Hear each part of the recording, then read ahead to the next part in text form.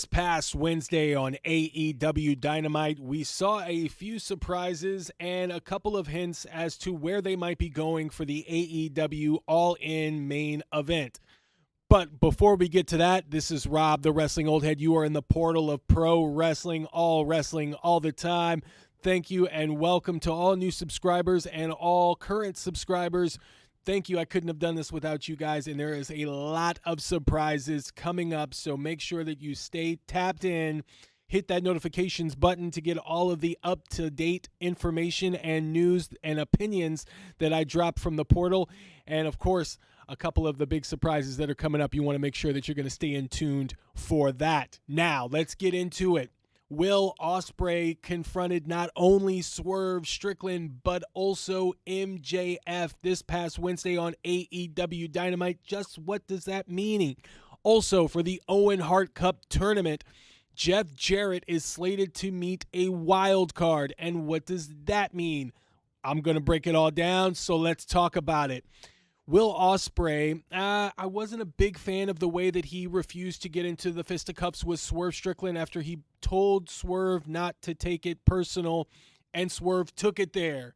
And there should have been fists flying after that moment, to establish that. I get that they might be going a certain way with Will Ospreay, attempting to be a little bit more of a man that is about honor and about keeping it in the wrestling ring in a sanctioned matchup.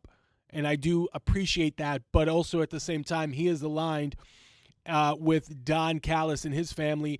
That stable, that group of people are not exactly code of honor followers. So it was very interesting that if they're going that path, because he didn't even jump on Brian Cage when Brian Cage was trying to attack him backstage when he was being held back. That's another sign to me that they might be going that route with Will Ospreay, where he just shows all of his intensity in the ring. He's holding back with the Tiger Driver 91. He's holding back from having unsanctioned brawls. It could all be building up to a point where he lets it all out, or this could just be a way of establishing that his character has more honor and respect, and especially for Swerve, because I guess they are friends and they do go back. But maybe this was a little foreshadowing as well. The face-to-face confrontation with MJF. Could we be seeing MJF and Will Ospreay at AEW All In? And how do they get there? Will Ospreay beat Swerve Strickland? And if he does, at Forbidden Door, beat Swerve Strickland for the AEW World Heavyweight title, then where does he go after that? And Swerve, where does Swerve go after that? Because we will know where Will goes at that point. So breaking it down, I was starting to think, and I was starting to get into the theories and stuff. And I've had a video, which I will leave up here above right now, where I talked about it possibly being Will Ospreay and Swerve Strickland at All In. And the way that they get there is that Swerve beats Will Ospreay, and then Will Ospreay enters himself into the Owen Hart Cup tournament, wins the tournament to get his rematch against Swerve at All In. That kind of leaves MJF out of the equation at this point. But it's very interesting that they're going with a wild card, and depending on when we get that wild card match, because I believe we're about a week away or close to a week away from Forbidden Door. And so it depends on how the match, because Bryan Danielson is wrestling Shingo Takagi at Forbidden Door. That is a first round matchup. So if they want to stretch this first round out, then maybe you see Rey Fenix and Jay White next week on Dynamite, and you don't see any Owen Hart Cup matches on Collision, and they get there with the wild card match between Jeff Jarrett and the wild card being at the following week's Dynamite. And I'm not sure how they would work that in, or how they're going to be able to stretch that out. But depending on if they go that route, Will Ospreay could easily slide right in and make his way through the tournament to earn a rematch after Swerve beats him at Forbidden Door. Another theory that I had that I was kind of cooking in my head was Bryan Danielson getting injured.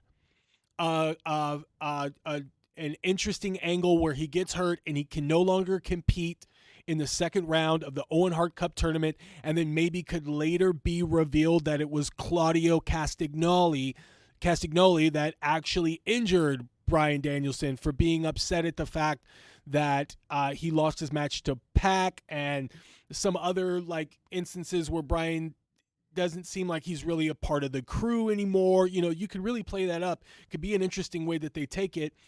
And Bryan, instead of going with a member of the Blackpool Combat Club, decides to allow Will Ospreay to take his spot. Not my spot, your spot, liver spot, dog spot. Comment down below if you know what that quote is from. That's a deep dive into the WCW library right there. If you're able to come up with what I said, if you remembered what I said with that quote, go ahead and leave a comment in the bag. That's a deep dive, though. That's only for the wrestling historians that are probably going to get that. But not your spot, my spot, liver spot, but my spot.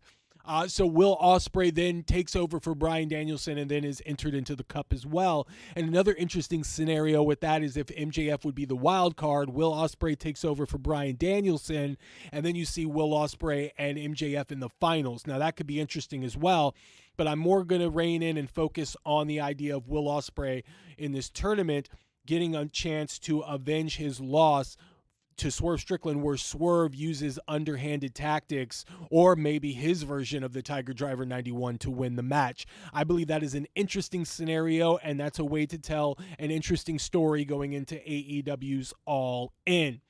Also, as a side note, I'm a big fan of Mariah, It's Gonna Be May. I'm a big fan of what they're doing with her. I am not certain that they should do this pulling of the trigger with her quite yet. So if they are going to do that and they're going to have Mariah May against Toni Storm at All In, I implore them to give Toni Storm the win and stretch this out a little more, because I don't believe that they've given us a chance to really be invested in what Mariah May is doing and believe and a believability that she's going to win the AEW Women's Championship. The best that they could do is probably have her lip lock with Mina Shirakawa after she wins in Wembley Stadium, and that might get a pop. But as far as being invested in her character, she hasn't really given us much, and Toni Storm hasn't really given us a reason to cheer for Mariah May. Mariah May is not in the Otis position quite yet, and if we are going to believe that she's going to get there, I believe they need more time. Maybe not as much time as they've been giving Chad Gable and Otis, because I understand that has run its course and it's time to move to the next phase of that storyline. But for this current situation with Toni Storm and Mariah May, I feel that they need a little bit more time before we're ready to cheer for Mariah May to take the belt from her, the title from her. Did I say belt? Oh no, title. Sorry, title. Anyway, so back to the Will Ospreay thing. I think that's an interesting scenario for him to get put into the Owen Hart Cup tournament. I think that it would lead us to a interesting rematch with a story that's being told, and you give another accolade to Will Ospreay in form of the Owen Hart Cup. But what do you guys think? Do you think that that is the way to go? Should MJF actually win the tournament and be the wild card? Who do you think the wild card is going to be? Do you think they're going to save it for Ricochet? You guys let me know in the comments. Leave a comment. Don't forget to hit the thumbs up on the way out. That's the like button. And keep the community going, you guys. I love talking about wrestling, and so I would love to hear what you had to say about this and what your other theories are. I'm always down to hear other sides of perspectives and in regards to where a storyline might be headed or what you might have noticed that I might have missed. So please let me know in the comments. Thank you guys again for joining the Portal of Pro Wrestling, and I'll see you real soon.